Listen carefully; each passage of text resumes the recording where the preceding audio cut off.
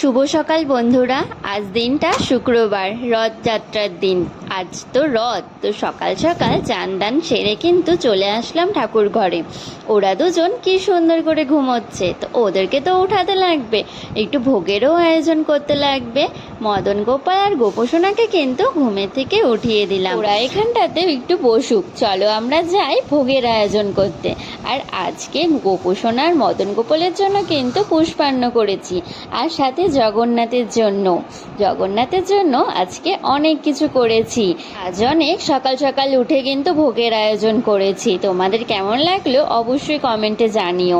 তারপর আর কি, আমরা 3 বোন মিলে সেজে গুজে চলে গেলাম গৌরী মঠে, কারণ ওখানে তো আজকে রথযাত্রা, রথ বের করবে। তারপর আর কি, আমরা 3 বোন মিলে বেরিয়ে পড়লাম জগন্নাথের দর্শনের জন্য। গুডলিয়া দিদি দেখো হাঁটা দিয়েছে, টোটোই পাচ্ছিলাম না। তারপর টোটো করে চলে গেলাম গৌরীয় মঠে।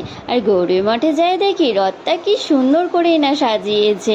কেমন লাগছে বলো তো? আমাদের গৌরীয় মঠের সেই রথটা দারুণ লাগছে কিন্তু। আর চলো তোমাদেরকে দেখাই। এই যে দেখো জগন্নাথ, জয় জগন্নাথ। এখন জগন্নাথের প্রসাদ পাওয়ার পালা। এই যে জগন্নাথের প্রসাদও পেয়ে গেলাম। প্রসাদ খেয়ে আবার বেরিয়ে পড়লাম রথ টানার জন্য। রথ টেনে বাড়িতে গিয়ে আবার একটু বেরিয়েছিলাম দিদির বাড়িতে যাওয়ার জন্য। আর বের হতেই দেখি যে এখানেও রথ আসছে, তো কি আর করবো, রথটা টেনেই যাই। সবাই মিলে কি সুন্দর রথ টানতে টানতে আসছিল।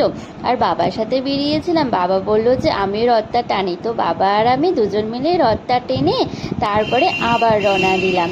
সবাই দেখো রথ টানতে টানতে যাচ্ছে, কত না ভালো লাগে।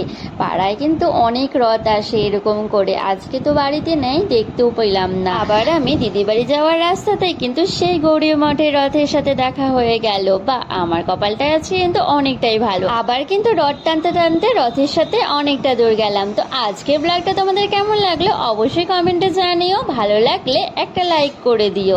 দেখা হচ্ছে অন্য কোনো ভিডিওতে। আজকের মতো টাটা।